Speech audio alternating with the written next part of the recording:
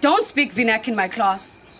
Actually, let me dumb it down. Don't speak any African language in my class. He said, she said, they said. And just like that, I realized that I was being pressurized to memorize, never summarize. And to my surprise, I could no longer greet my grandmother in my own language. And I saw the pain in her eyes when she said, "Kodwa mntanam, wilahlile." I wonder if the students of June 16 look at the South African education system and turn in their grave when they hear them tell us, take off those beads, put down that hair. Your hair is not neat, but the only hair that is neat is their silky smooth hair, the hair of Adam and Eve. Funny, your eyes are one to deceive.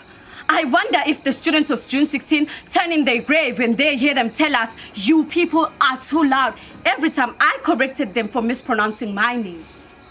I wonder if the students of June 16 turn and cringe in their grave when they realize that this is not the education we fought for. This is not the freedom we've risked our lives for. I just wonder, one day.